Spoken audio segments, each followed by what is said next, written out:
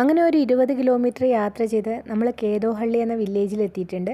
ഇവിടെയാണ് ബിഗ് ബനിയൻ ട്രീ ഉള്ളത്. 400 വർഷം പഴക്കമുള്ള ഒരു ആൽമരാണ് ഇത്. 2.5 ഏക്കറോളം സ്ഥലത്ത് വ്യാപിച്ച് കിടക്കുന്നുണ്ട്. ഇന്ത്യയിലത്തെ 6th ബിഗ്ഗസ്റ്റ് ബനിയൻ ട്രീ ആണ്.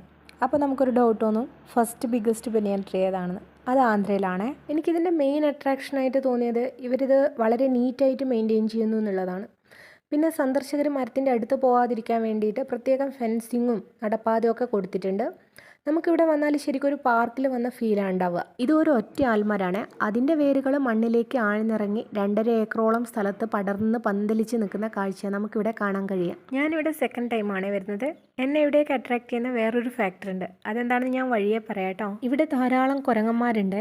ആദ്യം കാണുമ്പോൾ നമുക്ക് നല്ല അട്രാക്റ്റീവായിട്ടൊക്കെ തോന്നാം. പക്ഷേ കാര്യത്തോടെ എടുക്കുമ്പോൾ കളി മനസ്സിലാവുക. നമ്മുടെ കയ്യിൽ നിന്ന് ബാഗ് തട്ടിപ്പറിച്ച് എല്ലാം വാരി വലിച്ച് പുറത്തിടും കേട്ടോ. ഇവർക്ക് കഴിക്കാൻ പറ്റിയ വല്ലതും ഉണ്ടോ എന്ന് സെർച്ച് ചെയ്യുന്നതാ. സെക്യൂരിറ്റി വന്നാൽ പിന്നെ ഇവന്മാരൊക്കെ നല്ല പുള്ളികളായിക്കോളും. റോഡ് സൈഡിൽ നിന്ന് ഇവന്മാർക്ക് പാക്കറ്റ് തൈര് സപ്ലൈ ചെയ്യുന്നുണ്ട്.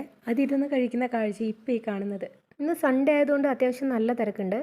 ഇവിടെ എൻട്രി ഫീസ് ഫ്രീ ആണ്.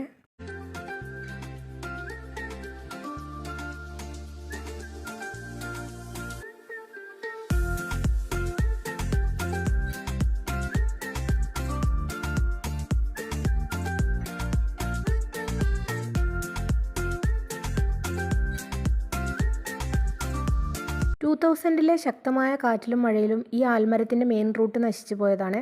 പക്ഷേ ഇപ്പോഴും ഈ ആൽമരം നമുക്ക് മുന്നിൽ പ്രൗഢിയോടെ തല ഉയർത്തി നിൽക്കുന്നു. ഈ ആൽമരത്തിൻ്റെ നടുക്കായിട്ട് ഒരു ക്ഷേത്രമുണ്ട് ഇവിടെ.